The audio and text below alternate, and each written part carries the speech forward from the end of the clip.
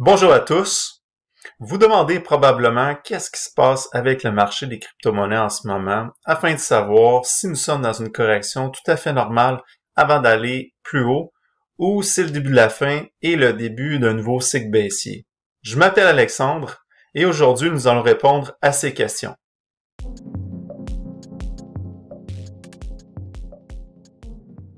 On a ici le fameux graphique de psychologie de marché qui est extrait là, de mon livre La Bible du Bitcoin et des crypto-monnaies que j'ai écrit avec mon ami Paul. Avec la correction qu'on a eue, on pourrait être dans une phase de méfiance. Si c'est le cas, on serait vraiment dans une correction temporaire avant d'atteindre de nouveaux sommets. Cependant, on pourrait être aussi dans un état de complaisance, puis ça voudrait dire que c'est la fin et le début d'un cycle baissier. Dans la suite du vidéo, on va pouvoir trancher entre la phase de la méfiance versus la phase de la complaisance grâce à une analyse technique et une analyse on-chain. En ce moment, comme on peut voir, le Bitcoin forme un magnifique triangle ascendant. C'est une configuration qui est très haussière.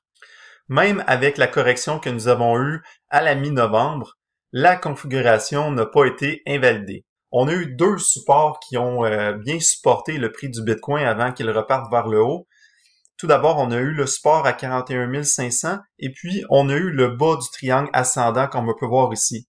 Donc, c'est vraiment bon signe. En ce moment, on a le prix du Bitcoin qui tente de regagner la moyenne mobile des 200 derniers jours. Une fois que cela sera fait, on pourra confirmer une tendance haussière à plus long terme.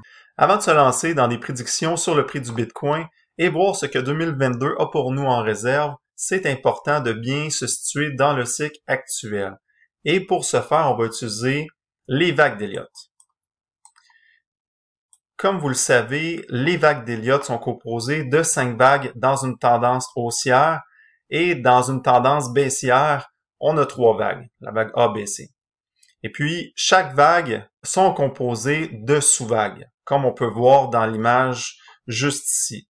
Donc, la vague 1, on a des sous-vagues, la vague 1, 2, 3, 4, 5, et ainsi de suite. Donc, traçons les 5 vagues sans tarder. On a eu le bas de la première vague le 10 décembre, le haut de la première vague le 24 juin, le bas de la deuxième le 9 mars 2020, le haut de la troisième vague le 12 avril, le bas de la quatrième vague le 21 juin, ce qui nous amène dans la cinquième vague. Traçons maintenant les sous-vagues de la cinquième vague. Lors des dernières semaines, je pensais vraiment que on formait quelque chose du genre première vague, deuxième vague, puis qu'on était dans la troisième vague.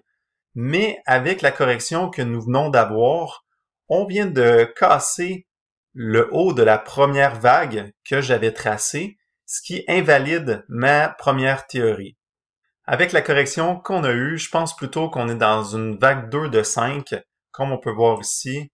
1, 2, pour donner une vague 3, une autre correction et une cinquième vague, qui donnerait là potentiellement plus quelque chose du genre ici. Continuons l'analyse avec les extensions de Fibonacci en prenant le sommet local du 8 novembre avec le bas du 29 novembre.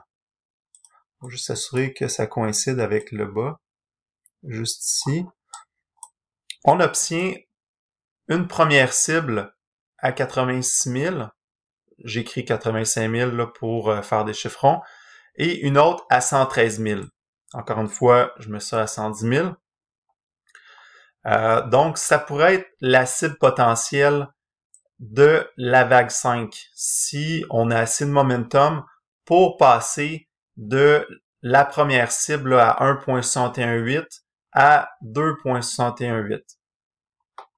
Et puis, si on superpose la cible potentielle que nous avons avec le triangle ascendant, on prend la hauteur du triangle qui est juste ici et qu'on vient mettre la hauteur du triangle par-dessus la configuration que nous avons, on pourrait avoir une cible potentielle à 120 000 $. Dans une configuration de trading, c'est important d'analyser les volumes. comme on peut voir plus bas, on peut remarquer que les volumes sont à la baisse là, depuis plusieurs mois. Et ce qu'on veut voir à la sortie de notre configuration de triangle ascendant, c'est une augmentation de volume drastique pour confirmer la cassure à la hausse de notre triangle. Avec l'analyse technique que nous avons fait, on a pu déterminer que le prix du Bitcoin est toujours bien supporté et nous avons aussi pu nous localiser dans ce cycle. Et pour la suite, on pourrait voir le Bitcoin continuer sa consolidation de côté avant de casser à la hausse le triangle ascendant, revenir tester le haut du triangle pour finir la troisième vague aux alentours de notre première cible à 85 000 pour ensuite subir une autre correction pour revenir au haut du triangle ascendant et finir avec la cinquième vague de 5 pour finir le cycle haussier ici et finir à la deuxième cible à 110 000. Je sais, plusieurs d'entre vous allez me poser la question, à quand 110 000 $? C'est une question qui est difficile à répondre, mais je suis pas mal persuadé que nous avons encore plusieurs mois devant nous avant la fin du cycle haussier. J'ai compilé plusieurs métriques on-chain pour avoir un portrait global des bitcoins sur les exchanges. Tout d'abord, ici, on a le prix du bitcoin. On a ici la moyenne des bitcoins par transaction qui rentrent vers les exchanges.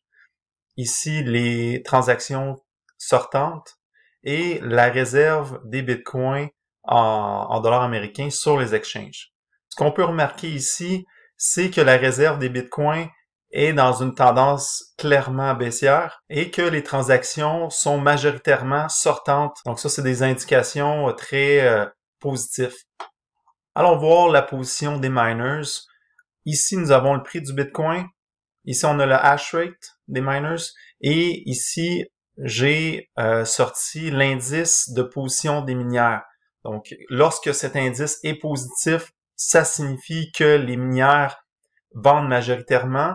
Et lorsqu'il est négatif, comme c'est le cas depuis le mois d'avril, ça veut dire qu'ils sont en position d'accumulation.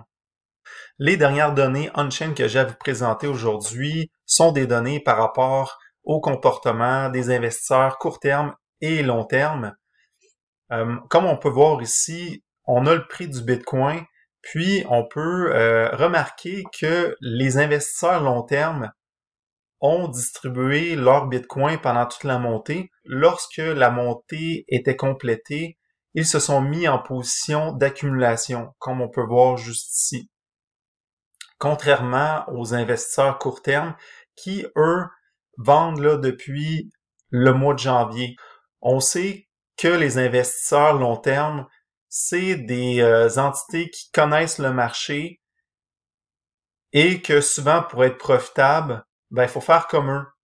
Donc, d'où l'intérêt de suivre le comportement là, des investisseurs court terme qui sont représentés par les nouveaux dans le marché versus les investisseurs long terme qui, eux, ont vu neiger. Donc, revenons avec le graphique de psychologie de marché. Au début, on a dit qu'on serait possiblement soit dans une phase de méfiance ou dans une phase de complaisance.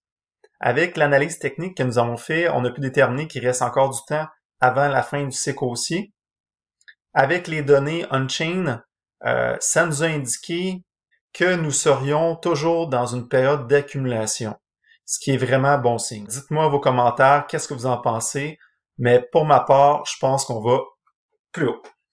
Et je vais surveiller de près mes cibles potentielles à 85 000 et à 110 000 $ d'ici la fin du cycle haussier. Je vous souhaite de passer un bon temps des fêtes en famille et j'espère que le contenu présenté aujourd'hui vous aura plu. Si c'est le cas, donnez-moi un like, commentez pour me dire votre opinion et on se voit dans une prochaine vidéo.